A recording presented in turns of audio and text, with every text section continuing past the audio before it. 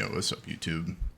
My name's Why Not, and I figured I would make a little video since it seems to be kind of top of mind for just about everything on kind of what the real spirit of the latest release of the Epstein files is all about. Because I've seen a lot of people online kind of just missing the point entirely. That like trafficking kids is obviously probably one of the worst things you can possibly do. It's not killing somebody, but I think the implication for things going forward is quite large. I mean, personally, I think this is probably the biggest historical event outside of, I don't know, like the Holocaust and anything crazy prior to that. Now, why do I think that? In a previous life, I was an accountant doing taxes for people of this caliber, and I've seen a little bit into that world and how they operate. As far as even down to like mannerisms, proclivities, stuff like that. I think you really have to start with an understanding or come from that world to make heads or tails of what you're seeing in those files. I would say, let's see. I mean, just to start off, I think it's important to begin and start with the idea that God is not real. Never has, never was. Now, there's more implications from this in the files that I'll kind of get to in a second. But basically, the main idea, and I've thought about this even over like the past year or two, is like, you're a smart person, I'm a smart person, or at least I'd like to think myself to be. In 20 some years of life, you go through and it's like, all right, well, some things are just not adding up factually. I like to consider myself, scientific approach type person, right? Trust but verify, all that sort of stuff. So when you go down to thinking of like the supernatural and things like that, it's really hard when you just have maybe writings, teachings, stuff like that, how do you come up with an absolute understanding or a true belief in something? I'm not particularly sure. So that's where I started with, which I guess to get to the point here is that, I've thought to myself, there's nothing after this.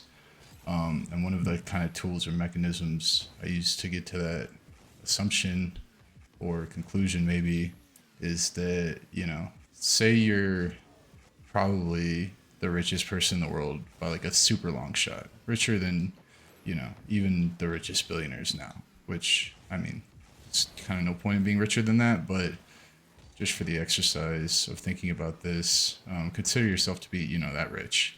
And it's like, if you knew there was no God and you were that rich, what would you do?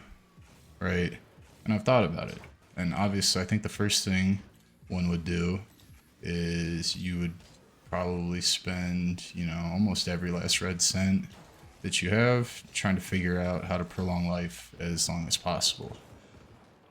The reason I bring this up is, I know there's also different little discussions and emails, with various like medical people, Harvard people, or whatever about some kind of fringe things. But then there's obviously the claim, statement, assumption, assertion of like adrenochrome being a real thing, quote unquote, the elixir of life, which I find to be very interesting. They say it's when adrenaline mixes with the blood due to fear. So I'll let you guys go through the files to figure out kind of how that plays into it. But basically, long story short, is okay, if you're a billionaire, have all the money in the world, you want to, I guess, not lead the most productive life, but lead the life that's most,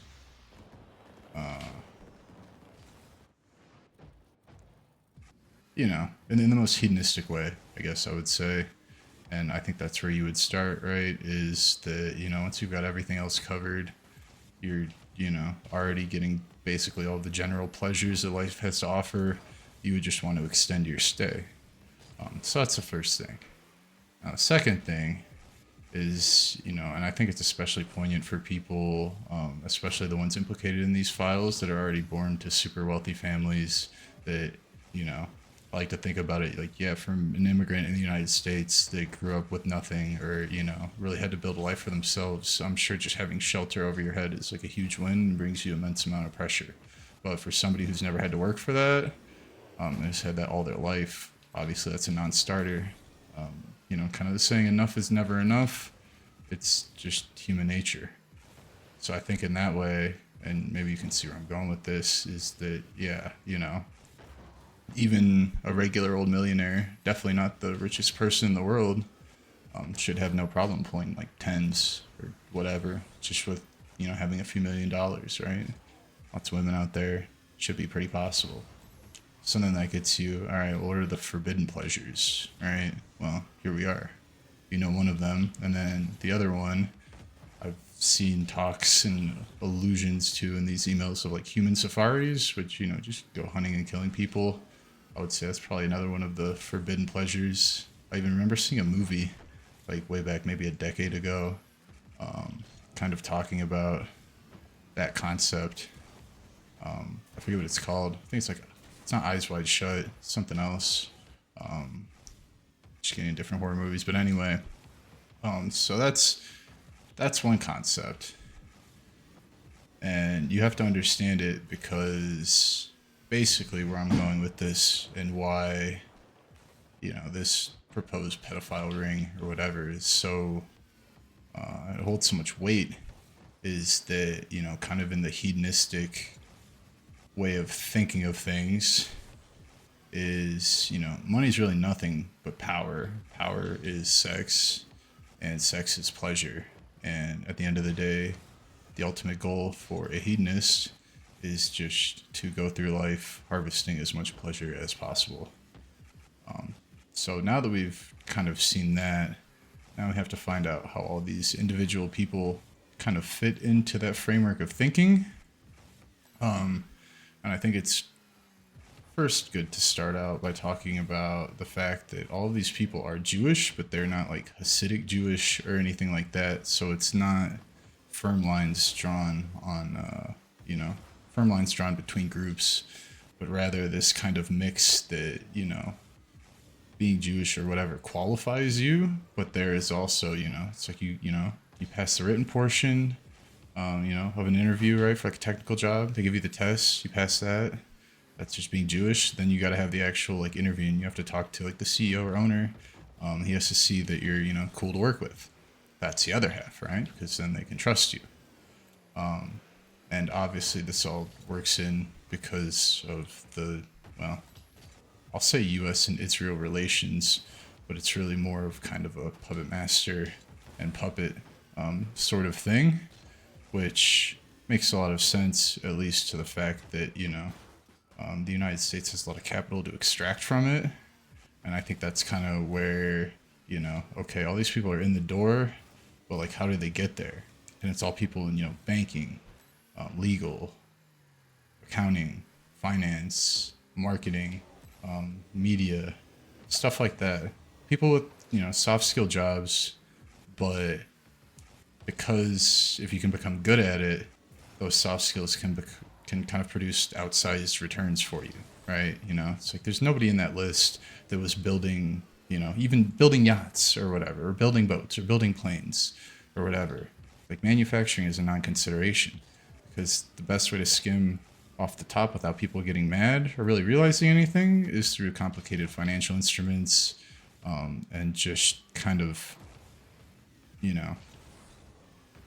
ways to bury the lead, I suppose. It's probably the best way to go about saying it is that, just making everything so complex that if the average person can't understand it, then you've already won.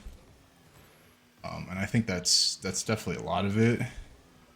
Because like as you've seen, Epstein's connected to like the Rothschild family, which are French bankers, who kind of have their hand in basically anything that goes on in the world.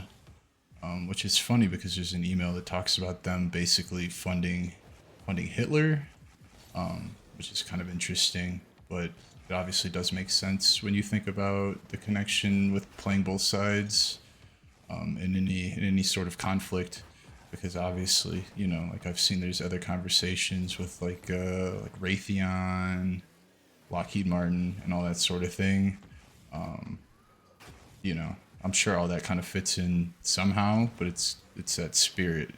It's kind of driving what's going on here. And so I guess to kind of get to the point, because I am, you know, blabbering on a little bit about this, is that, you know, it's not the things that were happening or the people that they were happening with per se. It is the fact that this whole thing, and I'm sure many other, you know, either subordinate groups or just other affiliates, also fit into this somehow. That, you know, you think every name, once they redact everything in the emails, you think that's going to be it. No, because it's really like that type of person that gets to that spot because they are unrelenting, in their pursuit of pleasure in this life. So you have to think about it that way too. But I mean, the nail in the coffin, I guess the most interesting thing for me is when you get into the actual mechanics of a lot of it, and the fact that, you know, a lot of this money is ran through foundations. It's ran through, I think, there's even one email that speaks a little bit to using the Vatican to launder money because they're not NATO or in the EU, and they really have no obligation to report. You know, being an accountant myself, I can see how that's beneficial, as far as the paper trail goes. That basically erases everything and makes you more or less bulletproof, in sending money all these places for different things. And also the fact that it's just, you know, very, very rich people that, you know, it's a lot easier to say, oh no, this was for a gala, this was for an event, this was for whatever. Like, it's a very quid pro quo, sort of atmosphere. And in the same way that, you know, you talk about like art, you know, is is there even any really value to, like, you know, fine art, or is it all just laundering money? Well, you know, maybe there is some value, but obviously a lot of it is just to launder money. And so that's kind of the same way for all this stuff. So yeah, the main point here is that the implication is that, you know, people you thought could never be, like the Pope, yeah, involved in it. It's insane. Like Deepak Chopra, who is some spiritual figure, but I mean writes books, stuff like that. You know, going back to talking about like the, okay, if you wanted to live forever sort of thing, if you want to live as long as possible, how would you do that? And there's all these, you know, talks and stuff with, like, you know, Harvard, MIT, about, you know, stuff like that. I've even seen a mention of like time travel in there. They were, you know, that's the real weight of like what these files are giving, is that like the world you thought you lived in, it's not that. And there are, you know, almost like some anime level secrets or whatever, where it's just shit that's like, you know, magic and chaos and whatever. It's like, oh, you didn't think that was actually real, right? That was all fantasy. But perhaps not quite as fantastical as one would lead you to believe. Now, one thing I did think was interesting, and I don't have my answer to this yet, but it's something I'm kind of pondering, is that, you know, in all of these emails that are between like 2010 and like 2017, maybe, and even like 2019, I know from my own personal stuff from back in the day that like Operation Security was very important, if you were doing anything, let's say, questionable on the internet. And in a lot of this, it's just people using Gmails, Skypes, like, you know, stuff like that with no layers of protection or anything like that. And it's like, I can't understand these people that, you know, although not as smart as they purport to be, are still, you know, somewhat intelligent. You know, I would like to think they got to be at least as smart as I am. And you know, when I was doing stuff back in the day, yeah, the Operation Security, you know, secure email, VPN, not really trying to do much on the ClearNet. That was like a huge thing. So I don't really understand Other than like the fact that like, okay, yeah, I guess you don't really have to protect your Skype if you have blackmail on Bill Gates, like that whole sort of thing. But even then, it seems like yeah, but like why would you let yourself get in that position? Like what makes sense about that? And so I think kind of to that end, it makes me question it that there's even more to it, but you know, not that I don't believe what's in there now. Like I don't think emails in there now are fabricated per se or whatever. Like I think a lot of this stuff lines up between the way people talk, kind of their tone, things they're focused on, and stuff like that. I mean, if this video gets any traction, I would be down to go through some like individual emails or whatever, to kind of go in more depth in that. But I've just seen so many people just basically missing the point of like what this all is. That it's like, no, like you don't understand. Like this is like hard evidence that basically everybody with over a billion net worth or whatever is in cahoots to try to fuck over the little guy, basically through you know it's just like it's like credit card fees. Like their whole plan, to sum it down, basically is like credit card fees. Like you're never doing any hard work, you're not contributing to the production of any real economic value. You are just taking 2.9% off the top and calling it a fee, calling it a day. And that's the whole thing for all these people. When you look at it in the lens of that, you can see how obvious their intent is with everything. Because if you just look at it as them trying to skim 2% off the top, it's like, well, yeah, no shit. And they did it well. So yeah, I don't know. I'd be interested to think what you guys think. I don't want to go on too long about this. Like I said, there's a million people that will actually go in the individual files and say, oh, look at this person sending this because they were in, whatever the last day and because whatever happened. It's like, okay, yeah, I get that, but that's all, ants moving around. Where like you gotta understand the big point is that like regardless of race, creed, or whatever, white, black, whatever, it doesn't matter. I mean, obviously, to be in like the super high level of this thing, you must be at least some percentage ethnic Jewish, but past that, it's really just a rich guy's club for rich guy fun activities. So I don't know. I tend to find that kind of interesting, because I think what it means is that a lot of the things I've been thinking in my own head that I'm like, well, that's the most logical conclusion, or that's what it really seems to be, but it couldn't be possible, right? Is that no, that's exactly what's going on. It is possible, and it's made possible because a lot of people with what I'll call maybe an iron will, just the want to exercise their will on the world is so high that they'll do basically anything to make that happen.